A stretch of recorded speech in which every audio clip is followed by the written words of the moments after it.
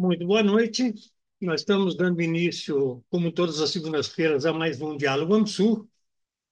Como sempre, os Diálogos AMSUR são desenvolvidos pelo Instituto Sul-Americano para a Cooperação e a Gestão Estratégica de Políticas Públicas, o Instituto AMSUR, e nós temos também a parceria do Fórum 21 e do portal Rede Estação Democracia, do Rio Grande do Sul.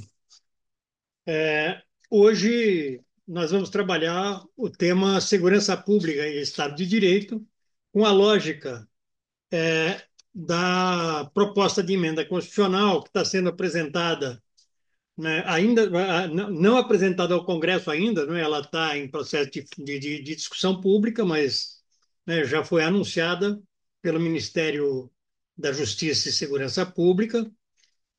E essa proposta de emenda constitucional que está sendo proposta, ela visa, por um lado, constitucionalizar o Sistema Único de Segurança Pública, que existe através de uma lei votada ainda no governo, é, acho que 2018 ou 2019, não tenho certeza, né? E que a proposta é a constitucionalização do Sistema Único de Segurança. A emenda constitucional pretende também tratar a integração das polícias nas áreas das três esferas da federação, a criação de um Fundo Nacional de Segurança Pública e Política Penitenciária, a desmilitarização das polícias militares e a criação de uma Polícia Federal ostensiva, né? Pelo que se anuncia, seria pensada a partir da estrutura da Polícia Rodoviária Federal. Essa proposta está sendo levada à discussão com governadores, com o parlamento, particularmente Câmara e Senado, também com as instituições ligadas ao tema. Hoje, no Brasil, a violência está no centro do debate político e o crime organizado vem ganhando caráter nacional e internacional, com facções que abrangem dimensões criminais, financeiras e políticas de grande dimensão, envolvendo tráfico de drogas, tráfico de mulheres, lavagem de dinheiro ilegal, o garimpo ilegal e outros, né, com participação de agentes públicos, inclusive penetrando a própria estrutura do Estado.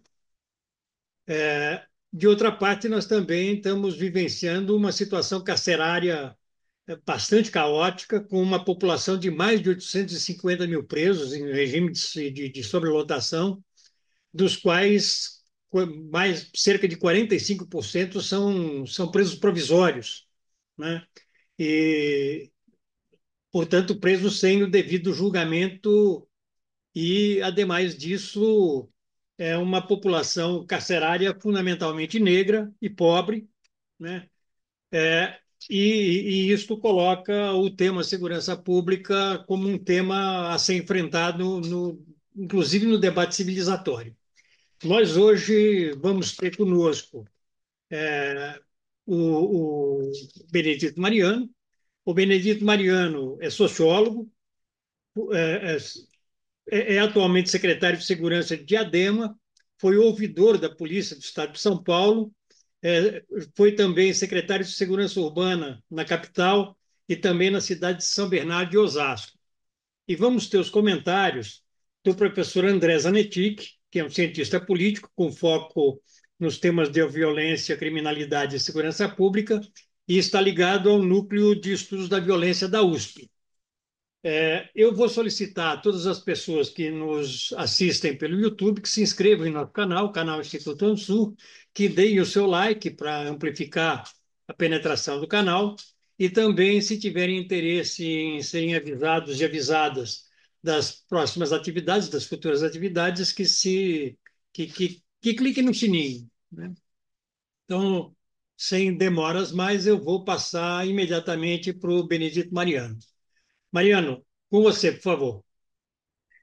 Bom, boa noite a todos e a todas. Queria agradecer de novo o Granado e o Vicente Trevas para esse diálogo com a Ansur e os companheiros e companheiras.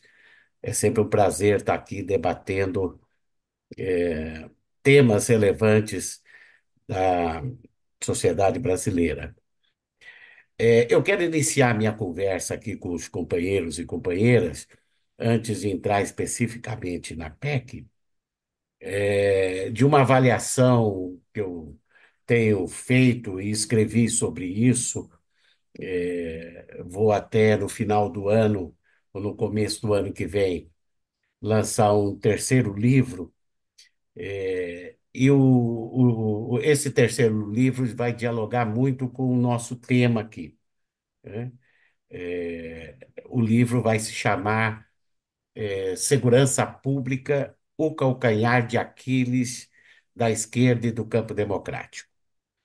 É uma coletânea de cerca de 60 artigos que eu escrevi nos últimos 30 anos, a maioria na Folha, no Estadão, mas também em outros meios de comunicação, e alguns deles em parceria, com alguns companheiros e companheiras. Queria citar especialmente o meu amigo e querido companheiro Tarso Genro, que faz o prefácio do livro, e, e eu cada dia me convenço mais que essa é uma questão que ainda a esquerda e o campo democrático não deu conta de resolver, a questão da segurança pública. Nós temos ainda um sistema de segurança pública muito anacrônico, autoritário, conservador, né, cujas, cujas estruturas, parte delas, foram criadas e continuam presentes nos períodos autoritários da República, e outras que vêm desde o período do Império, né, e que a transição democrática não deu conta de resolver. Por isso que eu queria fazer o debate aqui, não só falando do nosso governo, mas eu tenho avaliação, Granado e companheiros e companheiras, de que a transição democrática em 40 anos não deu conta de dar uma resposta democrática para a questão da segurança pública, né?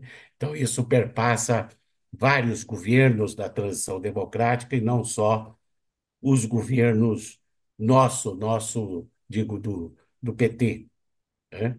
É, Dito isso, eu queria primeiro dizer que eu vejo com bons olhos o ministro Lewandowski encaminhar para o debate, ainda está na esfera do governo federal, com a presidência, na Casa Civil, mas, enfim, trazer para o debate o tema de reformas constitucionais na área de segurança pública. Então, quero dizer que é uma boa iniciativa, né? Eu conheço a PEC do SUSP, do Sistema Único de Segurança Pública, devo confessar aqui aos companheiros e companheiras, muito pelo que saiu na mídia, pelo que saiu na imprensa, né? Então, eu desconheço o texto, né, mas vou falar aqui do que foi divulgado nas últimas semanas, nos últimos meses, sobre essa futura PEC que vai tramitar no Congresso Nacional. Pelo que a imprensa divulgou, e dizendo que, infelizmente, eu não tive acesso à PEC, ela tem dois viés estratégicos, a PEC. A primeira é ampliar as atribuições da Polícia Federal, na perspectiva de ela cada vez mais, ou reforçar cada vez mais, a atribuição de enfrentamento às organizações criminosas, né? Como bem disse o Granado, as organizações criminosas cresceram muito no país, falam de 50 a 70 organizações criminosas espalhadas em todo o território nacional, mas articulada ou centralizada em duas, três grandes organizações, uma delas nascida aqui em São Paulo e a outra no estado do Rio de Janeiro. Elas, de uma certa maneira, coordenam grande parte das organizações criminosas presentes no país, que movimentam bilhões e bilhões de reais por ano, né? E tem uma dimensão transnacional hoje, com referência a articulações com outras organizações criminosas no mundo, né? De uma certa maneira, cabe já à Polícia Federal a atribuição de enfrentar as organizações criminosas. Mas, evidentemente, de estabelecendo isso constitucionalmente como a principal agência de segurança pública responsável do enfrentamento às organizações criminosas, a PF vai passar a ter uma referência maior do que ela já tem. Eu acho fundamental, não sei se está previsto isso, mas junto com essa atribuição, e já na perspectiva da PEC passar, precisa também aumentar o efetivo da Polícia Federal, né? A Polícia Federal hoje não tem mais que 20 mil no seu efetivo, né? E para enfrentar as organizações criminosas, e agora com uma maior referência condicional, ela precisa aumentar seu efetivo, porque deste efetivo, uma parte significativa está envolvida em questões administrativas e não operacionais da, da instituição. Acho que nós estamos num bom momento da Polícia Federal, né? Eu acho que temos hoje um, um bom diretor-geral da Polícia Federal, né, que foi mantido na transição da saída do ministro Flávio Dino para o Supremo. O ministro Lewandowski manteve o mesmo diretor, e eu acho ele extremamente competente e está em boas mãos, a Polícia Federal. Um outro ponto estratégico, e estou me pautando pelo que saiu na imprensa, da futura PEC do SUSP, é ampliar as atribuições da Polícia Rodoviária Federal, a PRF. Todos sabem, e o próprio nome diz, Polícia Rodoviária Federal cuida fundamentalmente das rodovias no país inteiro, né? É, eu quero dizer aqui aos companheiros que eu vejo com uma certa reserva a ampliação da Polícia Rodoviária Federal como polícia ostensiva da União. Essa instituição foi a que foi mais contaminada com o bolsonarismo, com a extrema-direita, nos 4 anos do governo fascista que tivemos recentemente, né? Não é por acaso que o seu diretor está preso, né? E é de conhecimento de todos os companheiros que tentaram intervir, inclusive, na votação, impedindo eleitores, principalmente do Nordeste do país, de votar para eh, exatamente para ter o efeito de diminuir a votação do atual presidente Lula nessa região em que o presidente Lula sempre teve uma votação muito expressiva, né?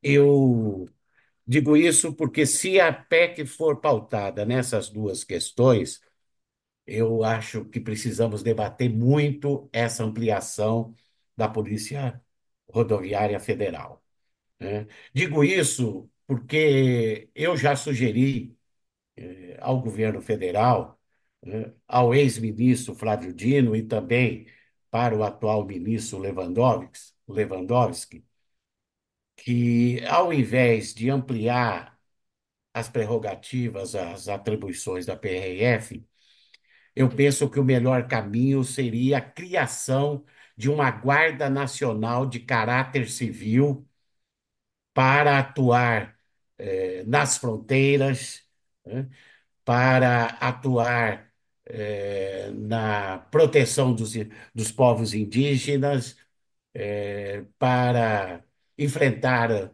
as grilhagens de terras ilegais do país, né?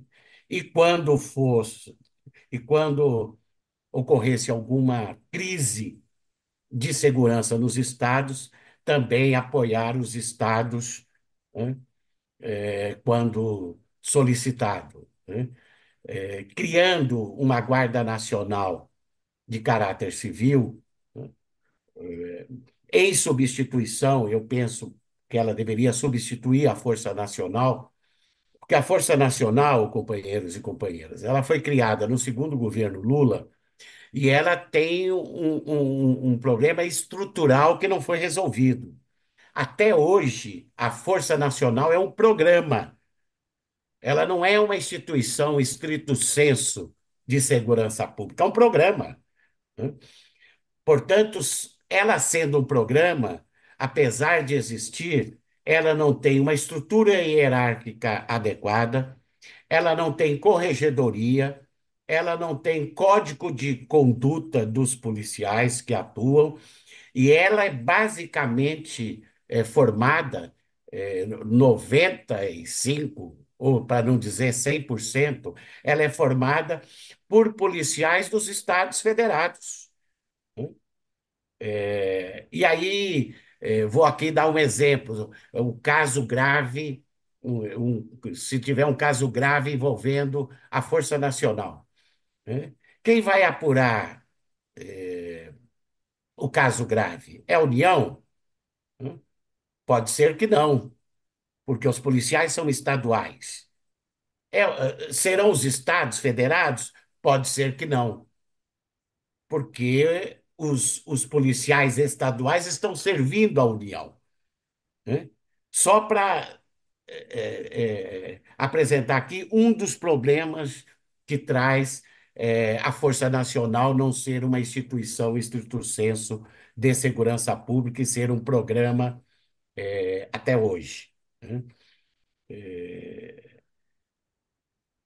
O Granado, no começo dessa nossa conversa, disse que um terceiro elemento que eu não, pelo menos não vi citar em nenhuma das matérias relacionadas à futura PEC, de que também iria a PEC prever desmilitarizar a Polícia Militar, né? Eu tenho a intuição de que a PEC não vai trabalhar essa questão. Porque se ela for trabalhar essa questão, o primeiro ponto que tem que estar na PEC é, as polícias militares deixarem de ser força auxiliar e reserva do Exército. Se não estiver explícito na PEC que as PMs deixarão de ser força auxiliar e reserva do Exército, não tem desmilitarização nenhuma, né? E quero dizer que se abrisse um amplo debate, eu tenho muito diálogo com a Federação Nacional dos Oficiais Estaduais Militares, a FENEME, né? Sou amigo do atual presidente. A FENEME, por exemplo, não seria contra essa questão, mas eu não sei se isso foi debatido, né, com essa federação e outras organizações das polícias militares.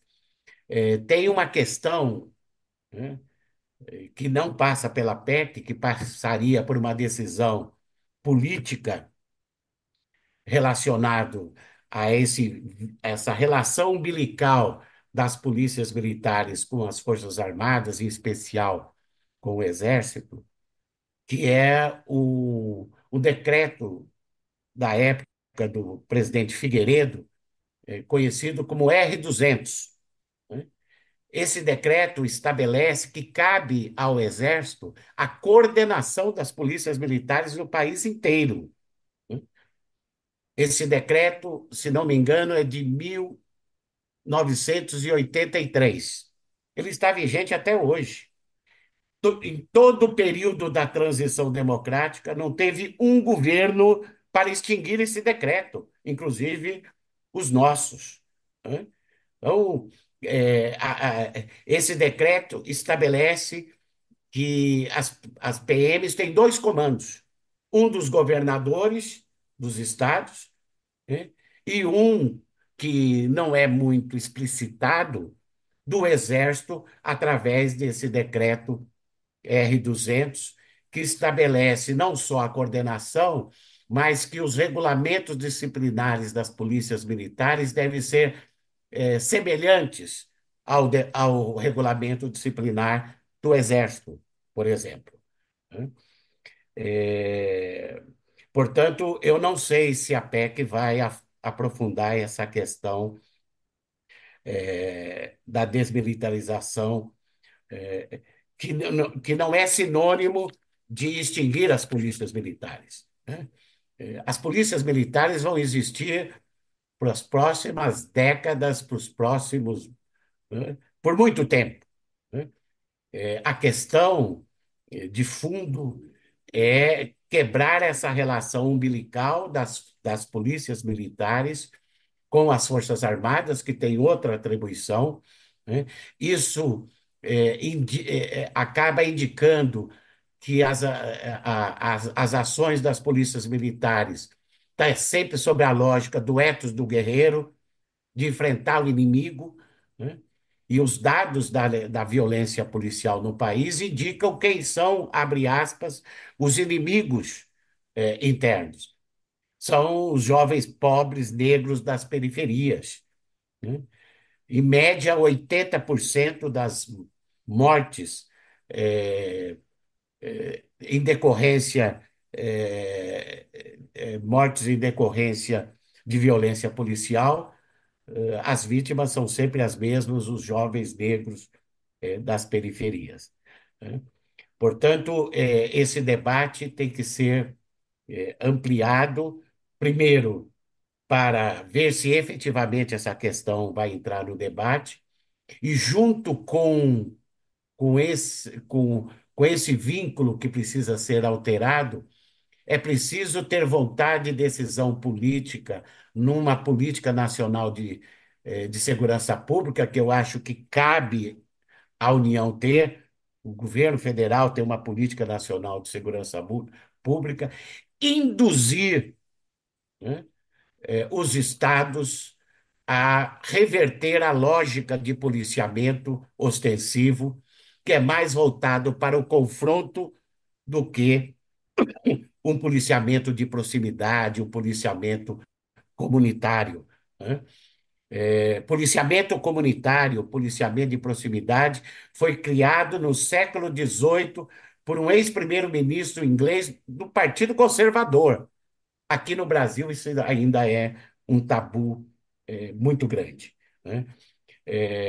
Portanto, eu sou crítico dessa ampliação da competência da Polícia Rodoviária Federal. Penso que o caminho de criação da Guarda Nacional de Caráter Civil era um caminho mais estruturante de reformas, né?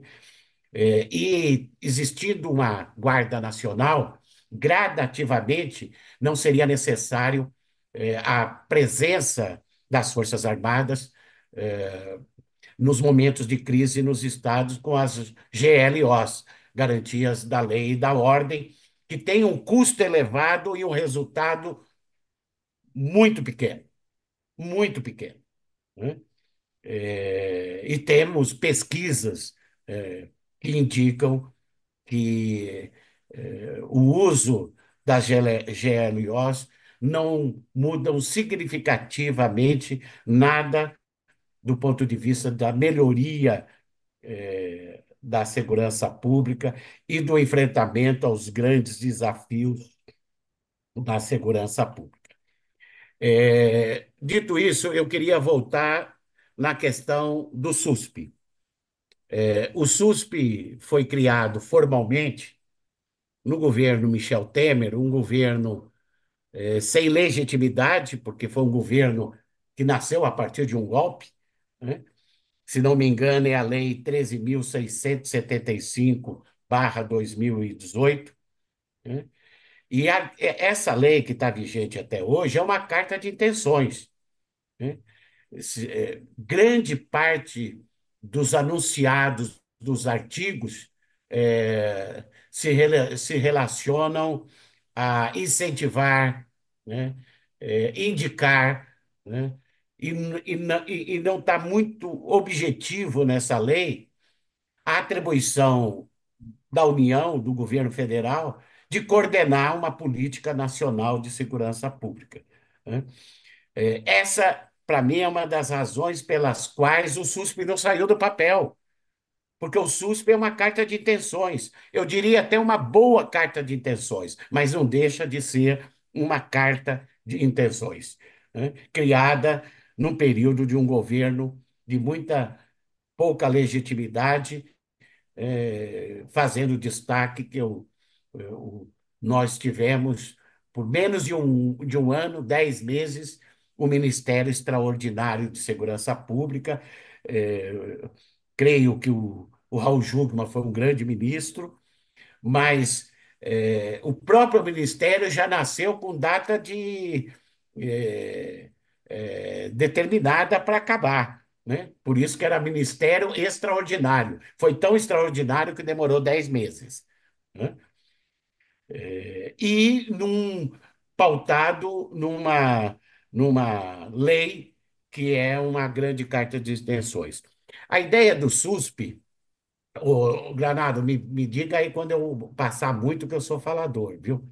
Tá bom. A ideia do SUSP nasceu no Programa de Segurança Pública para o Brasil, da campanha do presidente Lula em 2002. E 2002. Eu tive o prazer de ser coordenador desse programa, junto com o Luiz Eduardo Soares, o Roberto Aguiar e o Biscaia, né, que foi procurador de Justiça do Rio de Janeiro.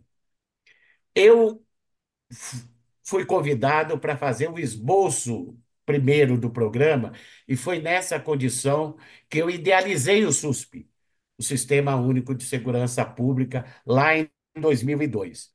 E a ideia do SUSP é que ele fosse resultado de amplas reformas constitucionais e infraconstitucionais no sistema de segurança pública. Ou seja, sem amplas reformas constitucionais e infraconstitucionais, o SUSP nunca sairia do papel. E é o que está acontecendo até hoje. Ele não saiu do papel porque ele se transformou basicamente numa instância minimamente operacional, né? E não muito operacional, mas basicamente virou uma instância operacional. Portanto, uma PEC que vincula, né, basicamente, ampliar as competências da Polícia Federal, criar uma nova competência para a PRF, né, está longe de ser o Sistema Único de Segurança Pública pautado, pensado, idealizado em 2002. Então, eu tenho um certo receio de, apesar da boa intenção do ministro Lewandowski, o SUSP continuará não saindo do papel se não tivermos amplas reformas. E quais são essas mudanças condicionais que seriam necessárias? Já disse uma aqui: as polícias militares deixarem de ser força auxiliar e reserva do Exército. Tudo isso estava no programa do presidente Lula em 2002, né?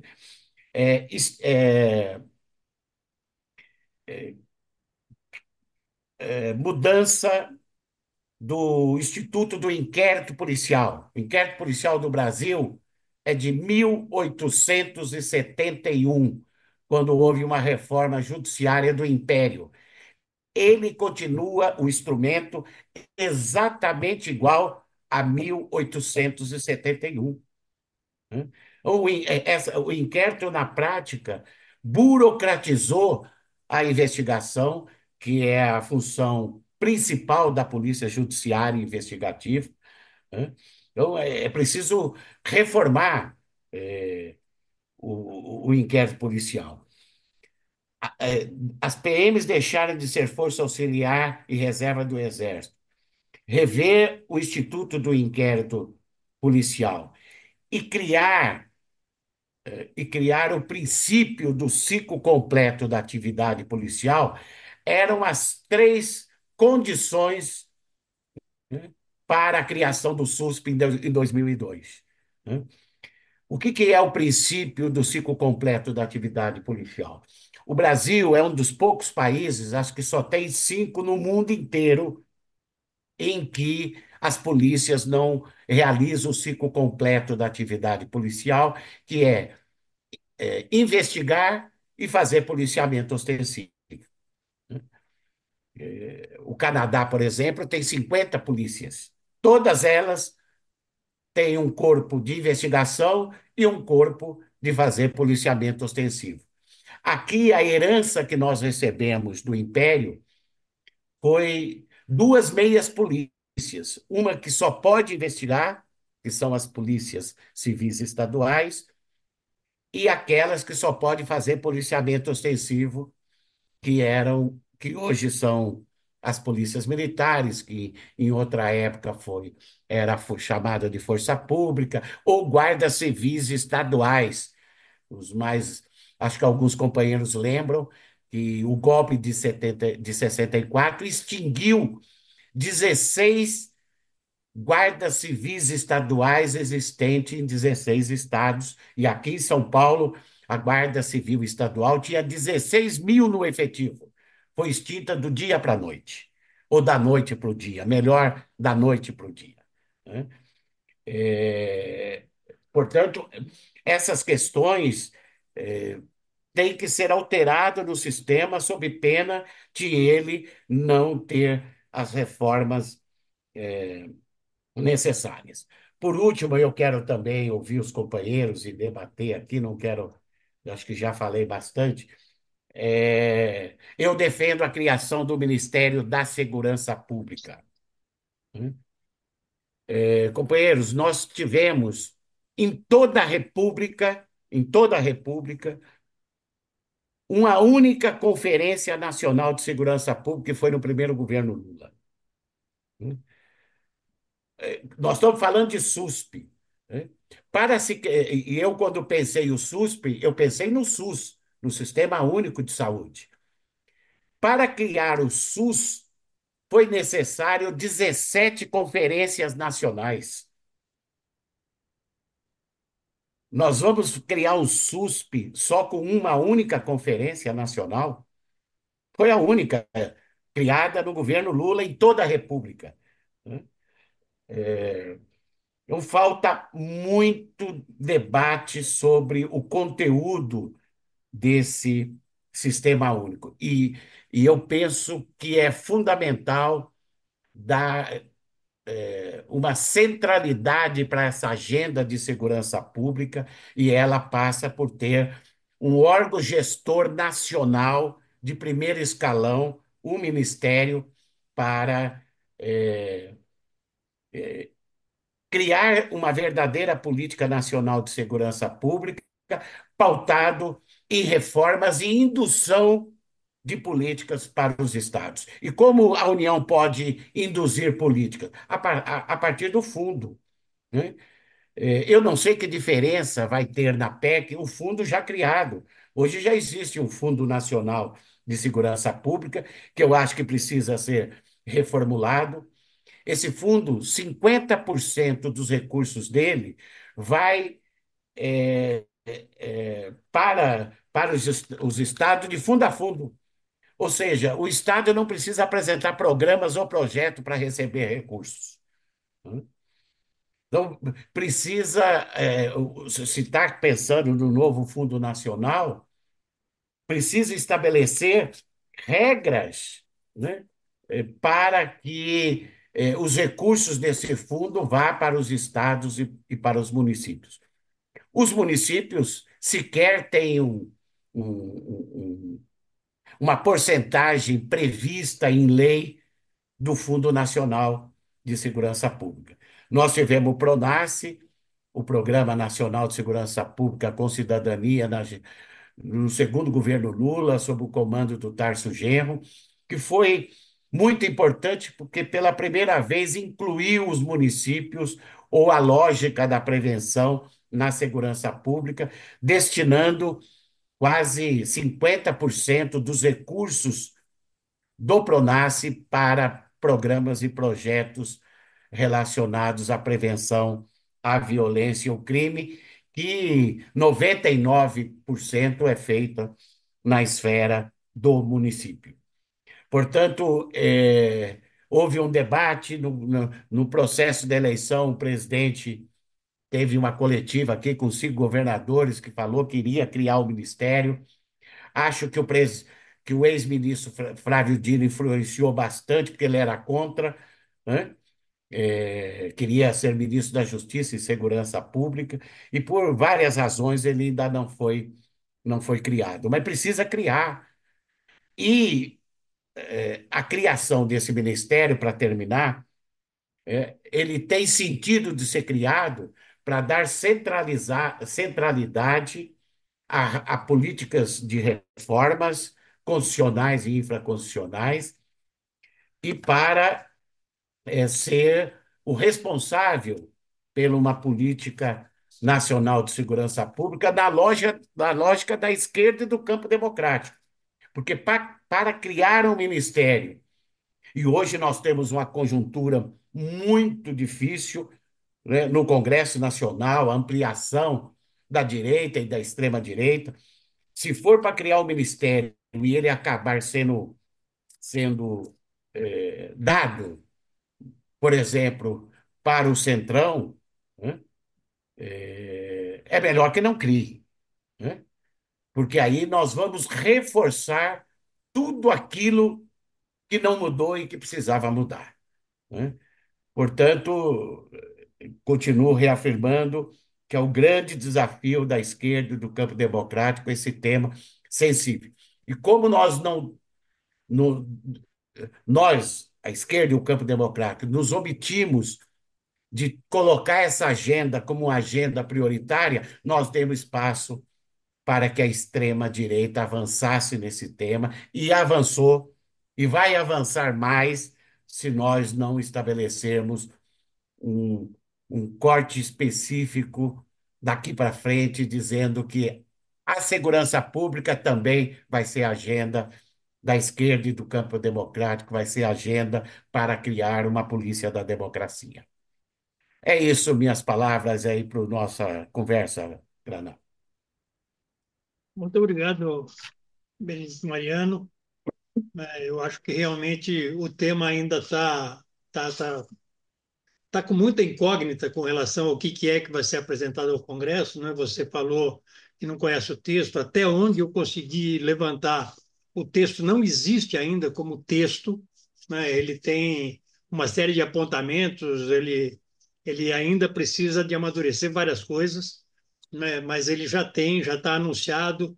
A meu juízo, é uma atitude positiva colocar o tema segurança pública no debate e Sim, propor mudanças profundas na segurança pública, mas ainda há muita incógnita sobre de verdade, o que vem como proposta mais acabada. Eu quero agradecer a Benedito Mariano e quero passar já para o professor André Zanetti para suas considerações. André, por favor, com você. Boa noite, gente. Queria, em primeiro lugar, saudar o Benedito Mariano, a apresentação que ele fez, assim, acho que é direto ao ponto, né? Na verdade, acho que são os pontos centrais aí do que, né, a gente está falando hoje em termos de desafio na segurança e desafio especificamente no campo da esquerda, né, de como lidar com o tema, e falando objetivamente sobre os pontos, né, sobre as instituições as quais a gente precisa trabalhar, né.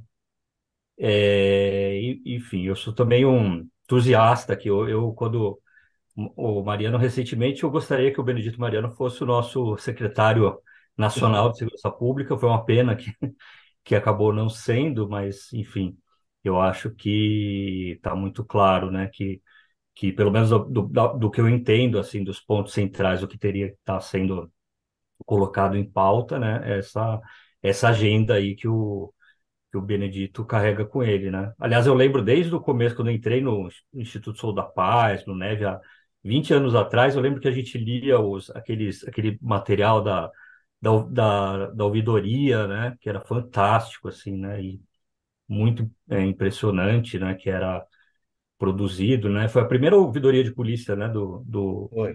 Do Brasil, foi instituída, né? Na época do Covas. E uma vez, inclusive, a gente levou um pessoal que trabalhava com a gente do Neve, né, que é o pessoal das periferias de São Paulo, para conhecer a ouvidoria. Você não vai nem lembrar disso, mas a gente bateu um papo lá, foi super legal, assim, sabe? Levou. Então, eu acho que é isso. Assim, é muito importante a gente perceber isso. Enfim, é um debate sempre muito duro, né? Do debate da segurança pública, né? E tem tanta coisa, enfim, interessante e rica que é fundamental a gente conhecer, né? E a gente precisa realmente superar barreiras aí, né? Para a gente poder ver que, enfim, que é algo que a gente está lidando e que precisa sair um pouco assim dos grandes, né? Das grandes caixinhas que existem, né? Assim que eu vejo, né? No debate e entender como a questão da segurança pública ela precisa ser abordada por uma pauta de direitos humanos, né? Precisa ser compreendida com o quanto ela mexe, né? Na vida das pessoas, na questão da cidadania e tudo mais, né? Que parece que a gente está sempre separando, né? E não vendo o lado social que é fundamental aí, né? Que quando a gente fala em segurança pública, né? Então, eu queria dizer assim que primeiro assim, as questões principais, eu acho que é isso mesmo, eu acho que a gente precisa, né, a gente sabe desde o começo desse governo, como, né, antes já ocorreu, da enorme barreira, provavelmente a gente não vai ver isso, né, mas eu sou totalmente a favor de que a gente pudesse ter um Ministério da Segurança Pública, sim, com toda essa, enfim, por todas essas razões, né, que o Mariano colocou, né, então eu vejo também, acho que a PEC, com esse enquadramento que ela tem, né, eu vejo que tem pontos que são muito importantes, né, assim, a gente precisa realmente trazer a união para esse debate, né, da segurança pública, né, a gente tem uma necessidade aí premente de combate ao crime organizado, né, a questão do contrabando, drogas, a questão da Amazônia, né, quer dizer, tem questões muito sérias e acho que essas são as que estão tendo um olhar um pouco maior, né, e aí entra essa questão que eu também não sei se, né, de onde que surgiu. Eu vi algumas vezes se falar da PEC, ainda é uma coisa que o texto não está assim aberto, né? As pessoas não conhecem de fato. Então eu não sei de onde que surgiu essa questão da desmilitarização, se ela está prevista ou não. Mas de qualquer forma a gente sabe que ela é uma bandeira importante, né? Então ela acaba aparecendo, acho que um pouco cumprindo esse papel, né? E eu acho que a gente tem essa PEC vai ter esse desafio mesmo, né? Ver até que ponto ela é algo que pode ser mais do que uma sinalização, né? Em termos de pontos fundamentais aí a serem atacados, ou ou se ficar só no campo de uma sinalização mais política, né? Daí se fala em desmilitarização, aí se fala tem o momento de lançar a PEC, né? E a gente não ir a fundo em algumas questões, né? Talvez as questões que quem trabalha, quem milita nessa área da segurança, né? Tem como fundamentais, né? E aí eu pontuaria, acho que são as questões que também já foram, né? Que o Benedito destacou, né? A própria desmilitarização é uma delas, né? Entender que institucionalmente tem que cortar esse vínculo, né? Com o exército, né, com as instituições militares, né, tem que problematizar essa ideia da desmilitarização, né, a gente sabe que em alguma medida toda a polícia tem um caráter militar, digamos assim, né, então a gente precisa saber lidar com o que é isso, traçar contornos e acho que entrar nas questões que são mais que tem um impacto realmente forte e negativo, né, dentro do que é a organização das polícias, né, que aí é um pouco mais assim, como fazer o controle efetivo das polícias, né, que tipo de instâncias que efetivamente tem que ser mobilizadas para poder ter um controle maior e também conseguir efetivamente que se tenha uma eficácia, né, correspondentemente maior também, né? Eu acho que hoje a marca principal das polícias ou ela é tida como uma bandeira, né? Muitas vezes assim por entusiastas de direita que nem necessariamente estão é, talvez nem tenha algum ganho específico com isso, é mais uma bandeira mesmo, e a enorme violência policial que a gente vê no dia a dia e tal, né? Então, eu acho que eu queria colocar isso, né? No fundo, eu acho que eu estou até incentivando aqui, né, a tudo que foi colocado e discutido, mas queria aproveitar esse momento, então, até para a gente poder, talvez, ouvir um pouco mais, né, nesse sentido. Você acha que poderia, né, o Benedito Mariano, que tem uma pauta, tem um engajamento institucional, né, tem uma história né, não só de estudo, mas também do prático, né, com relação à gestão dessas instâncias, né, da segurança, e ouvir um pouco mais sobre essa questão, né, do que para você seria um modelo, se a gente pudesse ter isso, né? A gente sabe que é muito difícil que a gente tem agora, mas que são essas questões que criariam mesmo essa institucionalização do SUSP, né? Ou seja, a questão de integrar as polícias, de, né, construir um modelo mais interessante. Tem vários modelos diferentes que são discutidos, né, em termos do ciclo completo, né? Se desinstitucionaliza, se cria, né? Tem gente que fala em unificação. Eu acho que eu queria terminar assim, a minha fala mais nesse sentido, assim, ver um pouco abrir um pouco, né? A possibilidade de a gente ouvir mais o Mariano com relação a essas questões, e especificamente, até aproveitando, né, que o Mariano tem uma trajetória muito importante, né, no campo da política municipal, se puder falar um pouco até das guardas municipais, né? Como é que elas poderiam entrar nessa articulação aí de integração de força e segurança, né? E é isso. Queria saudar de novo a apresentação e dar um abraço a todos. Muito obrigado, André. Eu vou, então, abrir para o debate. Enquanto as pessoas se inscrevem, eu queria levantar algumas poucas questões já para o Benedito Mariano, também para o André, se ele tiver interesse em falar sobre isso. Mas a gente vem discutindo, Mariano, algumas coisas como uma excrescência que se junta à outra, que é o próprio, no tema da segurança, né, o papel que também jogam as Forças Armadas, né? Porque as Forças Armadas elas são organizadas, isso já praticamente desde o final do Império, elas são organizadas não exatamente para a defesa nacional estrito sensu, para a defesa do país, para ameaças externas, mas fundamentalmente para o controle interno e, portanto, jogando um papel de polícia, né, muito fortemente, é, e que isto impacta até mesmo na maneira como se organizam as Forças Armadas, as três armas, particularmente a Força Terrestre, né? Que ela até é muito mais voltada à ocupação interna do território, ao controle interno do território, e, portanto, força de segurança interna nacional, né? Quando precisaria de uma mudança profunda. Eu sei que esse não é exatamente o tema que a gente está dialogando aqui hoje, mas eu acho que tem tudo a ver, né, o caráter que assumiram as Forças Armadas. E, a meu juízo, inclusive, a definição das polícias militares como força reserva das Forças Armadas, elas têm muito o mesmo caráter de controle interno e de ocupação interna do território brasileiro. Que gostaria que você né, pudesse comentar um pouco sobre isso.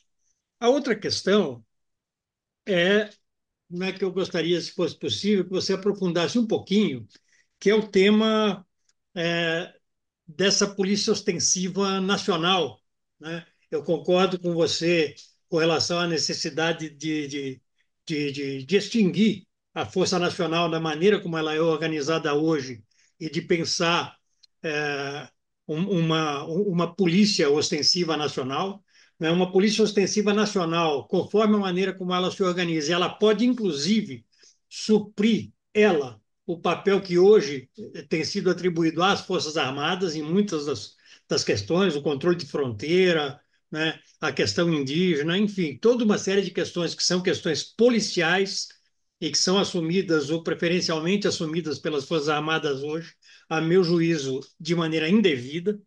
né? E a última questão que eu gostaria que você comentasse, o André também apontou um pouco isso, é o tema da polícia de proximidade, né? O que significa um pouco entender e também normatizar o papel das guardas civis municipais, né? Que em muitos locais, eu sei que não é o caso de Diadema, não é o caso em que você ajudou a desmontar esse caráter inclusive, mas na regra das prefeituras, na regra dos municípios, é o caso de São Paulo, é o caso daqui, da onde eu vivo, que é Santo André, elas se transformaram em forças auxiliares, por sua vez, da própria polícia militar, né? Até o jeito dos policiais municipais se vestirem é imitando muito a rota, ou coisa que o valha. Então, é, já tem duas pessoas inscritas, eu vou passar. Newton Basílio, com você, por favor. Eu acho que um outro lado da moeda da repressão policial é a repressão judiciária que existe no Brasil. Na, Conforme se organiza o judiciário, quais são as ideias forças do nosso judiciário, que são complementares. A repressão judiciária é complementar à repressão policial. Então, parte dessa proposta de reforma da segurança não deveria ser uma reforma do judiciário? Qual a relação do judiciário com as polícias que a gente propõe? Qual deve ser uma relação civilizada, democrática, ideal entre a polícia e o judiciário? Eu gostaria de ouvir um pouquinho. Eu acho que se tratar uma separado da outra, não dá muito jogo, na minha opinião. Obrigado. Obrigado, Newton. Ricardo Guterman, com você, por favor. Boa noite, obrigado pelas intervenções, Mariano, André. Queria abordar uma primeira questão, que é o seguinte: está se criando e vai muito na linha do que o Mariano falou, está se criando um certo consenso, já não unanimidade, mas um consenso na esquerda, nos setores progressistas, de que é insuficiente a abordagem tradicional que fazemos da questão da segurança sob a ótica preponderante dos direitos humanos. Isso tem uma base real, na medida que o Basel levantou bem isso. As polícias e todo o sistema de segurança, sistema de justiça, está além de exercer as funções que na teoria política se fazem de fixar, de impor as regras do Estado e da convivência, também um papel de controle da população e das camadas mais pobres da população via repressão. Isso é recorrente e é permanente, contínuo e em muitos momentos aparece de uma forma mais explícita, como agora em São Paulo, na Operação Escudo, Operação Verão, tal, que é quando se torna mais evidente esse tipo de coisa. Como é que... Então, isso, de uma certa forma, cria uma dificuldade, um paradoxo para a esquerda, de, ao mesmo tempo, enfrentar a questão de que a abordagem via direitos humanos é insuficiente, não responde, digamos, aos roubos de celulares diários que a população sofre, para dar um exemplo mais evidente também, mas, ao mesmo tempo, tem um fundamento, do nosso ponto de vista, por conta de qual que é o papel real do sistema de repressão, de polícia, de segurança. Então, abordar um pouco como é que a gente consegue compatibilizar essas questões que são reais. Uma segunda questão que eu levantar, que também o Mariano já levantou como preocupação, é se neste momento, onde você tem um protagonismo na questão da segurança muito mais acentuado da direita e da extrema-direita, é só ver o número de candidaturas principalmente para o legislativo, de pessoas que são que são funcionalmente do campo policial, das Forças Armadas, e cuja pauta central é essa, se neste momento, taticamente, é o momento de promover grandes modificações, ou seja, se não existe um risco muito grande de tudo isso se voltar contra a gente. Por exemplo, PEC. PEC, nem ao menos tem a possibilidade de veto presidencial.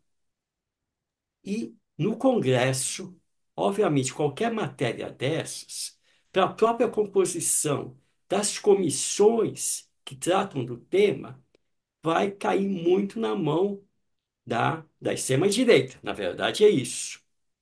Então, como além digamos, da correta ou não corretamente, não é essa a discussão aqui, da política de uma certa conciliação que o governo Lula promove, por ser obrigado a isso ou não, também não vem ao caso, com as Forças Armadas. Isso também é evidente, né? Por exemplo, a manutenção da SGI. Então, me parece que a questão da desmilitarização, no sentido de que as Forças Armadas deixaram de ter o controle das polícias militares, me parece que neste momento, eu gostaria muito que fosse verdade, mas me parece fantasioso, simplesmente. Não vejo como, nesta correlação de forças e na relação que existe do governo com as Forças Armadas, se é possível isso. Então, eu queria aqui pedir para vocês aprofundarem um pouco mais essas questões. Obrigado, Ricardo. Então, Benedito Mariano, com você, por favor. Bom, primeiro eu queria dizer que, como eu disse, eu não gravo o nome, mas guardo fisionomia, já conhecia o professor André, eh, de atividades, lembro de quando ele esteve na ouvidoria, e é muito bom tê-lo aqui nesse debate. Eu queria, na fala dele, trazer aqui para o debate uma outra preocupação que também está no Congresso Nacional e é outra PEC, que é a PEC das guardas municipais, né?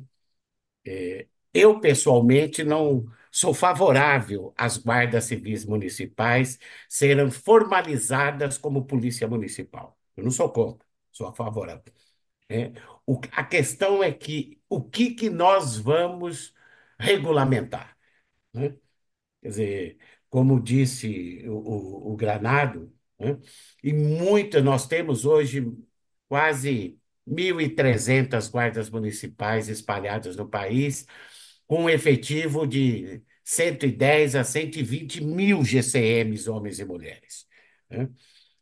Essa guarda que vai ser regulamentada vai ser assemelhada à Polícia Militar ou vai ser uma instituição eminentemente preventiva e comunitária, como prevê a Lei 13.022 de 2014, sancionado pela presidente Dilma Rousseff, né? Então, esse é o debate. Se for regulamentar para elas se assemelharem às polícias militares, é retrocesso. Mas se for para elas efetivamente serem a instituição de policiamento de proximidade comunitária dentro do sistema de segurança pública, ela pode oxigenar o sistema de segurança pública. É o debate. A dificuldade desse debate é a correlação de força no Congresso Nacional, né?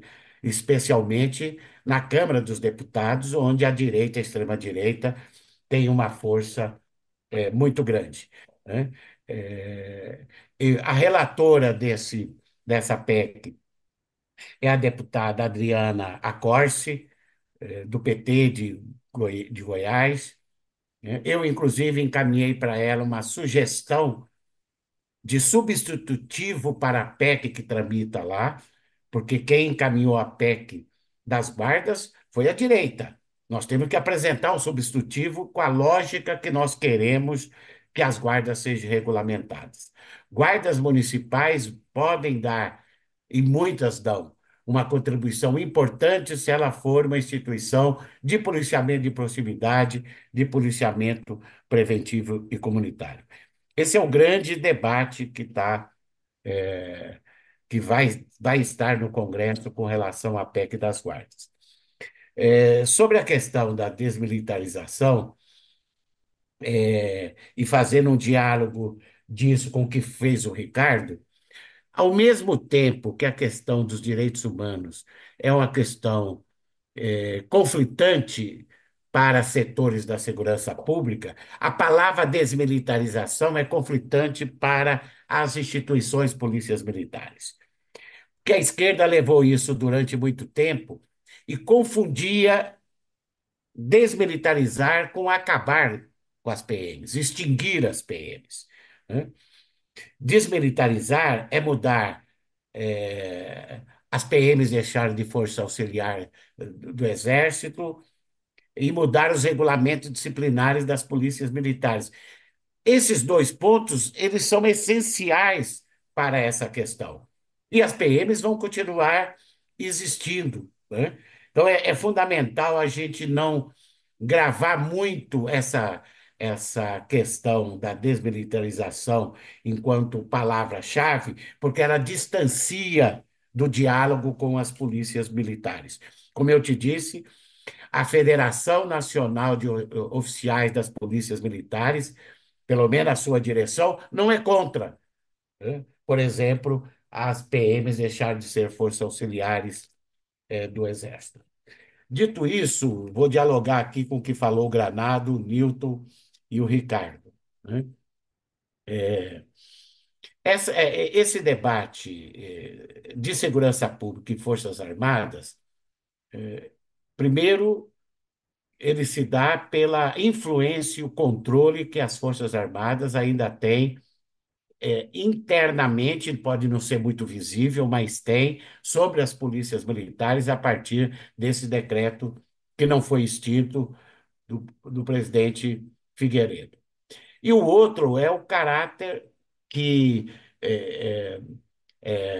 não existe, mas setores das Forças Armadas, eu acho que acreditam que exista, e a direita e a extrema-direita aproveitou muito isso no período Bolsonaro, de que cabe às Forças Armadas ser poder moderador do Brasil, do país. E não é poder moderador. E a Constituição não estabelece essa referência de poder moderador. Então, esse debate de poder moderador das Forças Armadas tem que ser ampliada, né? Não só no Congresso Nacional, mas nos governos, porque há uma confusão trazendo ainda para o período do Império essa história de poder moderador que não existe constitucionalmente. As Forças Armadas podem ter um papel importante na integração de enfrentamento às situações do crime organizado nas fronteiras, né? Articulada com a PF ou com a futura Guarda Nacional, em desastres, né? A Força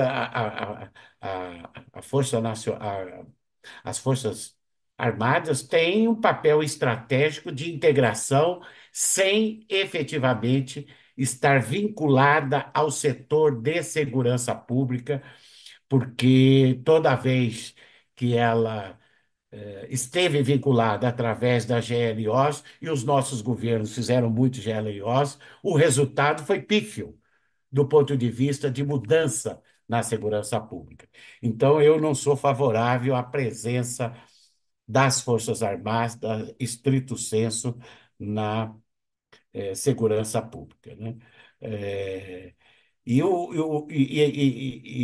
por isso que eu digo que o governo devia ampliar para criar efetivamente uma mudança constitucional para criar uma polícia ostensiva de caráter civil nacional, que seria uma Guarda Nacional ou Força Nacional Pública, né? porque há resistência sobre falar Guarda Nacional para as Forças Armadas, que eu não sei se todos os companheiros sabem, até o século XIX, a Guarda Nacional era maior que o Exército, né? Por exemplo, na Guerra do Paraguai, a antiga Guarda Nacional tinha mais efetivo que as Forças Armadas, por exemplo. E ela foi extinta, primeiro virou instância de segundo nível no Exército e depois acabou sendo extinta por completo, né? Mas é preciso criar efetivamente uma guarda, uma força nacional, uma guarda nacional, uma polícia nacional ostensiva da União, que não é, no meu entendimento, a PRF, né, e nem a Força Nacional, pelas questões que eu já disse, que ela é um programa, ela não tem estrutura, organizacional, operacional para ser essa essa polícia da União, né? É, policiamento de proximidade, nós temos que avançar nesse debate, né? Primeiro, porque vincula o policiamento de proximidade com uma questão de ser menos ostensivo, né? A ostensividade, se apresenta quando se usa uniforme ou farda, né? Então, sempre vai ter uma polícia ostensiva, vai ser caracterizado pelo seu uniforme. É a natureza do policiamento ostensivo que nós temos que aprofundar. Se ele é eminentemente repressivo ou se ele pode, além de fazer repressão, também ser um policiamento de proximidade. Nas ações cotidianas, é muito melhor um policiamento de proximidade do que um policiamento ostensivo, re, ostensivo repressivo, que traz embutido um preconceito histórico contra pobres e negros. Ou seja, eu estou dizendo que a cultura do capitão do mato ainda está presente nas instituições no século XXI, né? É isso que nós temos que alterar, né? Não podemos ver o pobre negro da periferia como suspeito e potencial de ser criminoso, porque aí você já atua é, com uma ação dirigida de preconceito a esse setor, que é a maioria na sociedade brasileira. O Newton falou da relação com o Poder Judiciário. É evidente que, mudando a segurança pública, temos que também pensar no Poder Judiciário, e especialmente no Ministério Público, porque cabe ao Ministério Público, constitucionalmente, o controle externo da atividade policial. E nós sabemos que no Brasil todo o Ministério Público faz pouco controle externo da atividade policial, né? A não ser naqueles casos que dá muita mídia, aí delega um promotor para acompanhar o caso.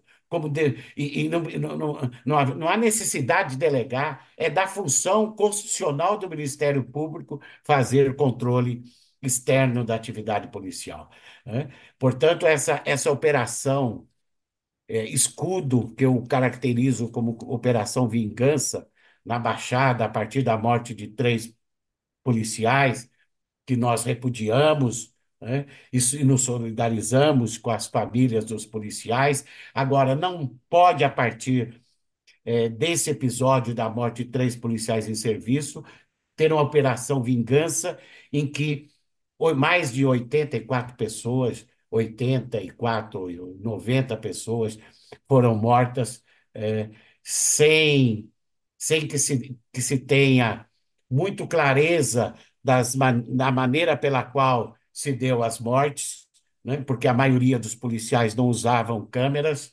corporais, e o Estado de São Paulo foi o que mais comprou esse equipamento, 11 mil, e dos 600 que desceram lá, a grande maioria não usavam câmeras corporais. Então, há indícios objetivos de que houve excesso, né? Nós não podemos, sob a justificativa de enfrentar o crime organizado, ter ações violentas nas periferias contra os de sempre, porque isso acaba alimentando, no meu entendimento, as próprias organizações criminosas. Agora, há uma relação importante eh, que diz respeito à persecução penal, então se quer mudar a polícia, é fundamental que hoje, por exemplo, o Ministério Público amplie a sua atribuição de fazer o controle externo da atividade policial, né? E, e, evidentemente que isso também cabe um olhar ao Poder Judiciário. O Ricardo fala de que há um certo consenso de que a abordagem dos direitos humanos não dá conta de resolver a questão da segurança. Eu acho que a questão é outra, com todo respeito, companheiro Ricardo. É que nós não discutimos segurança pública, né?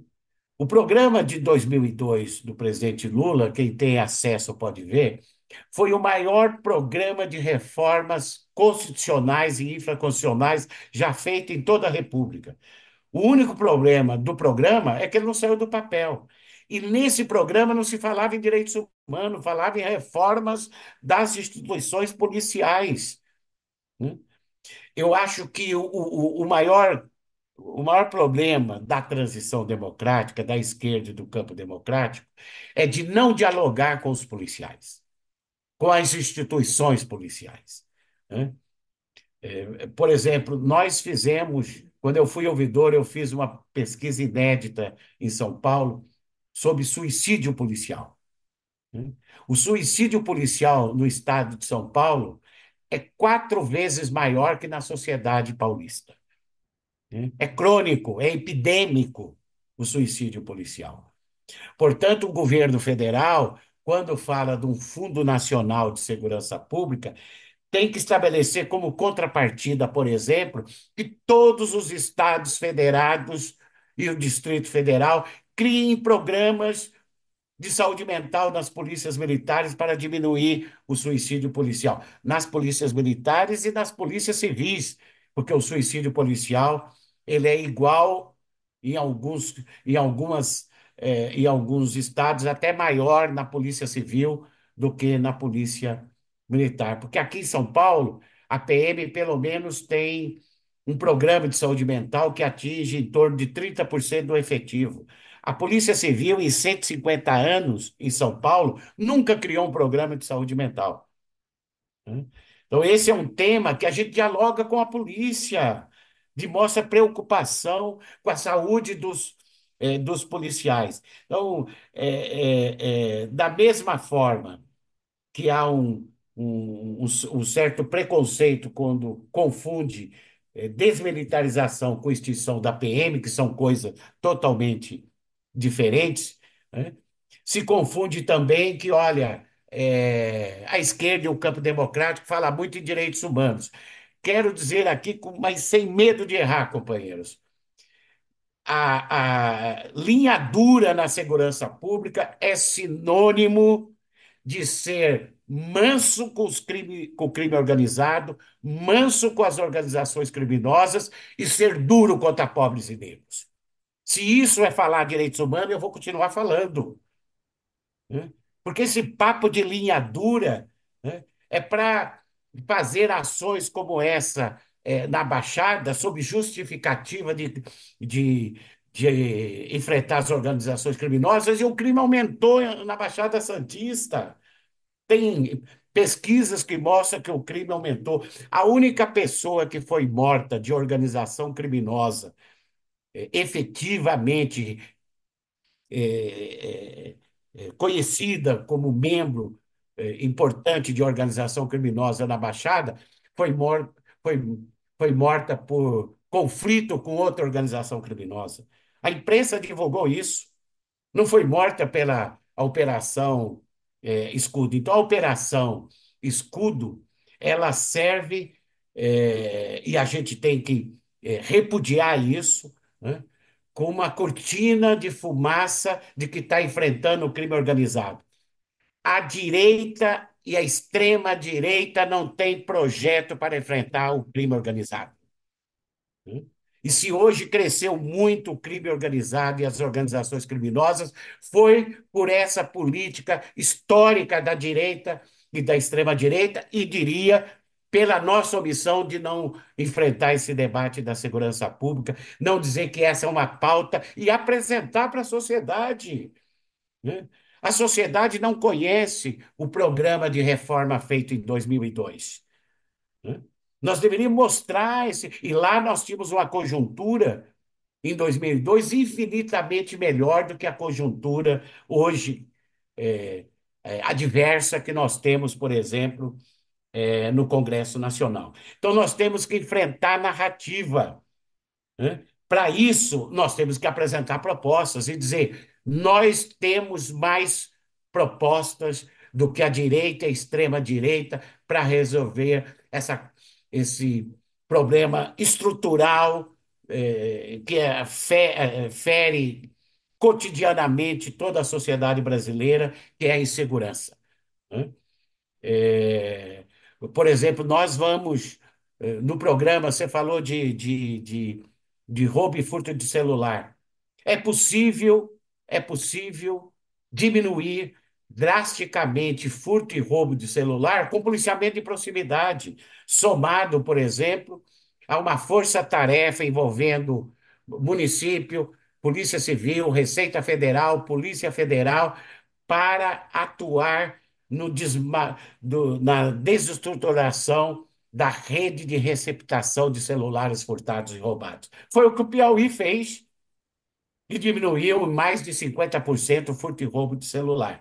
Então, nós temos que mostrar que nós temos mais condições, eh, e que esse é o caminho de uma polícia da democracia para resolver as questões cotidianas e as questões estruturais, relacionadas à segurança pública, como o enfrentamento às, às organizações, criminosas. Eu acho que a conjuntura hoje, para terminar aqui, Ricardo, isso você tem razão. É muito mais difícil hoje fazer mudanças constitucionais a partir de PEC do que em outra conjuntura, né? Dificilmente vai avançar com tranquilidade a PEC do ministro Lewandowski, né? E há um risco da PEC das guardas municipais diferenciarem da Lei 13.022 de 2014, que criou o Estatuto Geral das Guardas, estabelece como princípio de atuação das guardas policiamento preventivo e comunitário. Pelo contrário, vários prefeitos, inclusive do nosso campo, criam unidades ostensiva repressiva nas guardas municipais, que não é atribuição da guarda nem na lei federal de 13.022 está a atribuição de realizar o policiamento ostensivo repressivo. Eu acho que nós perdemos a narrativa porque nós não apresentamos à sociedade brasileira as reformas constitucionais e infraconstitucionais que escrevemos, né, que propomos nos nossos programas, né? Com raras exceções, os nossos governos estaduais não criaram nada de novo na esfera das polícias civil e militar. Nada de novo, né? Portanto, quando se omite de criar propostas novas, novos paradigmas para a segurança pública, e dizer que, ó, policiamento de proximidade não tem nada a ver com direitos humanos. Foi criado no século XVIII por um ex-primeiro-ministro do Partido Conservador inglês. Vocês precisam, pelo menos, ler a história, né? E enfrentar esse debate. O problema é que nós não enfrentamos o debate e aceita que esse tipo de policiamento é coisa de sociólogo, é coisa de direitos humanos, né? Nós temos que dizer que os policiais enquanto profissionais da segurança pública, serão infinitamente mais valorizados numa política de segurança pública da democracia do que desse sistema, né, que coloca a maioria absoluta dos policiais como como massa, né? Sem identidade, né? Então, esse é o caminho, né? E acho, companheiros, que nós estamos atrasados nesse caminho, né? E o pior é que nós vamos enfrentar esse debate, não só agora, mas em 2026, tendo uma conjuntura diversa, onde a maioria do Congresso Nacional está muito mais para a direita e para a extrema-direita do que para a esquerda e para o campo democrático. Mas é nessa situação adversa que nós temos que ressurgir como das cinzas e dizer, olha, vamos apresentar para a sociedade brasileira um projeto novo de segurança pública, vamos criar o Ministério da Segurança Pública e quem vai estar à frente do ministério é alguém da esquerda e do campo democrático, né? Esse é um tipo de ministério que não pode ser colocado na chamada, abre aspas, governabilidade, porque aí nós vamos dar mais força para esse sistema que não muda há tanto tempo e que vai reforçar esse discurso demagógico. O Bolsonaro, em 4 anos, além de liberar discriminadamente armas, vulgarizar os chamados CACs, colecionadores, atiradores esportivos, não criou efetivamente nada de novo na segurança pública. Nada. E nós temos que dizer isso. É um discurso vazio. Ontem eu fiz um debate com o professor Pedro Serrano e ele tem razão. O fascismo tem como estratégia simplificar as questões complexas, né? E a segurança pública é o caminho que a gente mais enxerga isso. A extrema-direita simplifica o debate da segurança pública, não apresenta proposta, fica com aquele dedinho apontando arma, né? Fazendo um projeto para anistiar policiais envolvidos em homicídio e mortes em decorrência de intervenção policial, mas não apresenta para a sociedade nada. E essa narrativa nós estamos perdendo. Mas eu, como sou esperançoso, acho que ainda nós temos muito que caminhar e podemos mudar esse cenário, mesmo ele sendo adverso conjunturalmente hoje. Muito obrigado, Benedito Mariano. Eu pergunto se o André tem interesse em fazer algum comentário.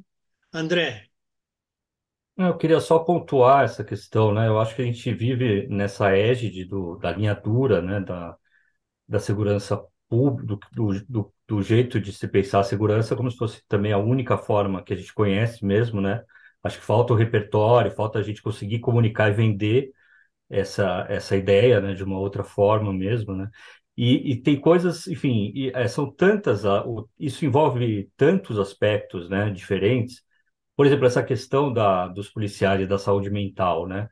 É muito difícil, né? O policial ele sofre muito, inclusive para se tratar, para ele poder procurar um profissional, porque a cultura policial vai tirar a chacota dele, vai fazer, né, gozação, que foi procurar o psiquiatra. Isso é uma coisa que acontece mesmo, uma coisa impressionante, né? E eu lembrei assim só disso, na verdade, eu queria até falar de uma questão que está ligada à questão das guardas, né? Porque até um tempo atrás a gente fez um levantamento, né? Você tem lá o, a, a classificação brasileira de ocupações, né? Dos tipos de ocupação que existe, né? Que é uma pesquisa ampla que fala aqui quais são as atribuições, essas atividades que são feitas, né? Na prática, em cada tipo de atividade, né? E a Guarda Municipal no Brasil, ela está relacionada a dezenas e dezenas de atividades, né? Lembro até que tinha um município pequeno de São Paulo em que a guarda fazia investigação policial porque não tinha polícia civil, na outra era o oposto, quer dizer, é algo que é muito problemático, né? A gente precisa regulamentar por conta enfim, conseguir criar uma instituição que tenha uma cara, que funcione, né? Eu acredito muito nesse potencial preventivo das guardas, eu acho que tem muitas coisas aí no campo, no ponto de vista a guarda ser mais sensível a determinados aspectos de cada localidade que são favoráveis à ocorrência de violência, né, de insegurança, de estar mais próximo do cidadão, de poder cumprir determinadas posturas municipais também, que está ligado à questão da organização urbana, da desordem urbana, enfim, que também é um elemento, né, importante. Né, pode ter que se pensar direito daí essa articulação, né? Como é que você tem uma estrutura como essa e como é que ela se liga com as outras, né? A mais próxima dela, que é a polícia militar, né? E aí eu lembrei desse aspecto, né? Que você já volta um pouco aí, porque as guardas municipais, né? Eu tive um pouco essa experiência de ver, assim, né? De perto também o funcionamento, e elas se espelham muito nas polícias militares, né? O guarda municipal, ele quer ser o policial militar, né? Então é difícil, assim, realmente a gente precisa, para a gente conseguir vender, né? Formas, conseguir atrair as pessoas para modelos mais, enfim, que possam respeitar melhor o perfil de cada instituição, possa entrar em brechas que a gente não entra hoje ainda, né? E que conectam melhor essas estruturas. A gente precisa, assim, trabalhar muito essa questão, né? E essa questão envolve tudo isso que a gente está falando, a questão da militarização, né? Da militarização também e dessa própria concepção da segurança. Claro que ela tem que ser, uma força, a força de segurança tem que se trabalhar para poder, né, saber usar a força, saber os diferentes níveis de uso da força, né? Mas a mentalidade linha dura, ela leva essa perspectiva para o extremo que é totalmente improdutivo, né? Então, realmente é algo que a gente tem que trabalhar. E eu acho que isso influencia muito. Eu acho que toda essa narrativa, né? Essa forma de se pensar, assim, a gente não conseguiu, dentro do um desafio muito grande que a gente tem, é conseguir fazer esse exercício de pensar nossos novos modelos, né? Conseguir sair dessa mesmice, né? Do endurecimento, né? E desse discurso ser o único possível, né? No campo progressista, né? No nosso campo do desenvolvimento desse pensamento dentro da esquerda, né? Acho que esse é o grande desafio que a gente tem mesmo. Muito obrigado, André. Bom, eu quero agradecer muitíssimo, muitíssimo mesmo ao Benedito Mariano, quero agradecer ao André. Eu acho que o Mariano aponta, né, ele coloca fundo, forte, o tema segurança pública como um tema obrigatório, né, da disputa política como um todo, da disputa da cidadania. Então, eu queria deixar o agradecimento e já queria passar para o Vicente Trevas, presidente do Instituto AMSUR, para fazer a fala de encerramento. Vicente, com você, por favor. Obrigado, Granado. Inicialmente, reforçar o agradecimento que o Granado fez ao meu querido amigo Benedito Mariano e ao André. Né? Muito grato, porque eu reputo, Granado, que hoje fizemos uma sessão muito, muito densa, muito de reflexão estratégica aí, né? Então, muito grato por ter possibilitado isso a nós, Benedito e o André, né? Também queria dizer que nós estamos num momento, numa conjuntura onde essa agenda vai se reapresentar, né? No curtíssimo prazo agora, numa eleições municipais que já se inicia, né? E como falou Mariano, no embate de 2026, né? Então, nesse sentido, eu acho que esses debates, e nós queremos que eles possam ser disseminados, né?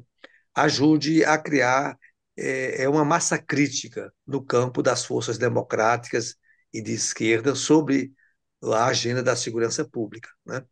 E a partir da criação desses consensos básicos, possamos interagir, né? Tanto junto às forças políticas quanto aos governos, que, no caso das cidades, irão se renovar agora em outubro, né? E também incidir ainda no segundo termo do mandato do presidente Lula, né? Então, eu acho que o que aqui ouvimos, né, os enunciados aqui apresentados, as teses aqui apresentadas, são muito importantes para que possamos tentar incidir, né, naqueles que possam tomar decisões, né? Acho também que a gente deveria aproveitar esse início dos governos municipais a partir de janeiro para incidir, né, sobre esses atores, sobre esses gestores públicos, esses governantes locais, né, e certamente aí temos de interagir com as associações dos municípios, com o próprio governo federal, no sentido de trazer essas abordagens aqui apresentadas, né? Então, por isso tudo, muito grato, mestre Mariano, né? Muito grato o André, né?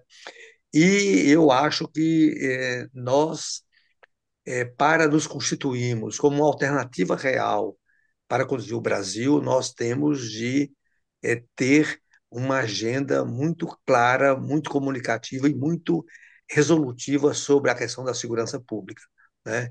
E, portanto, o dia de hoje, o debate de hoje que nós vamos disseminar pelo YouTube tem esse sentido. Então, mais uma vez, grato, né? Nós precisamos, inclusive, né?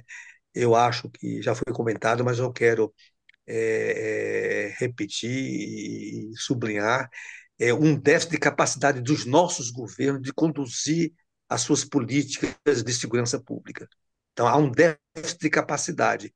E, na medida que esse déficit é existente, o governo fica, os governos ficam muito vulneráveis e cedem à pressão do pensamento dominante, né, nessa questão, né? E, Exatamente. portanto, também eu acho que constituir e fortalecer a capacidade do governante e o seu governo de dirigir a política de segurança pública também é uma das tarefas muito importantes e queremos compartilhar com o Mariano e com o André essa possibilidade e, portanto, muito grato a todos vocês.